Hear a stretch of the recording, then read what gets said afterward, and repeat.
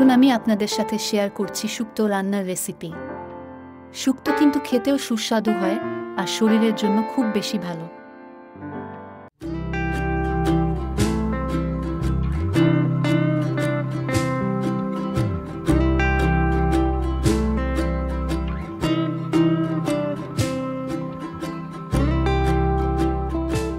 গরম কড়াইতে দিয়ে দিয়েছি সরিষার তেল। আমি বেশিরভাগ রান্নাগুলো সরিষার তেল দিয়ে করে থাকি, এর জন্য সরিষার তেল দিয়ে দিয়েছি।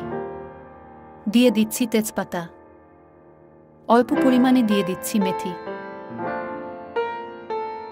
দিয়ে দিচ্ছি থেতো করে রাখা আদা, পাতলা পাতলা করে আলুগুলো কেটে ধুয়ে রেখেছিলাম এখন দিয়ে দিচ্ছি। পাতলা পাতলা করে গাজর কেটে ধুয়ে রেখেছিলাম দিয়ে দিচ্ছি। করলা পাতলা পাতলা করে কেটে ধুয়ে রেখেছিলাম দিয়ে দিচ্ছি। পাতলা করে ধুন্দুল কেটে ধুয়ে রেখেছিলাম দিয়ে দিচ্ছি।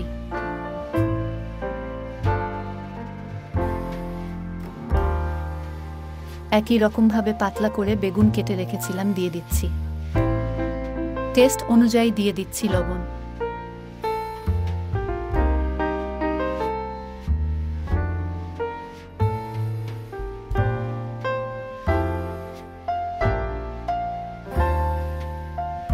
অল্প পরিমাণে দিয়ে দিচ্ছি হলুদ গুঁড়ো। এখানে কিন্তু খুব বেশি তেল মশলা ব্যবহার করা যাবে না। মিডিয়াম লো আঁচে রেখে আলতো হাতে খুব ভালো করে ভেজে নিচ্ছি।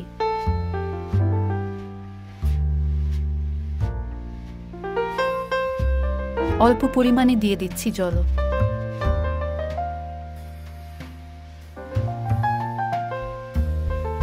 জল দিয়ে দেওয়ার পর কয়েক মিনিট রান্না করে নিয়ে ঢাকনা দিয়ে ঢেকে দিচ্ছি খুব ভালো করে সিদ্ধ হয়ে যাওয়ার জন্য।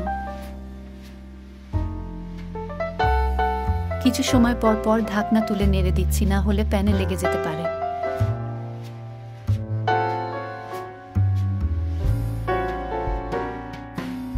অল্প পরিমাণে দিয়ে দিচ্ছি জল। চুলার আঁচটা কিন্তু খুব বেশি বাড়ানো যাবে না, মিডিয়াম আঁচে রেখেই রান্নাটা করে নিতে হবে।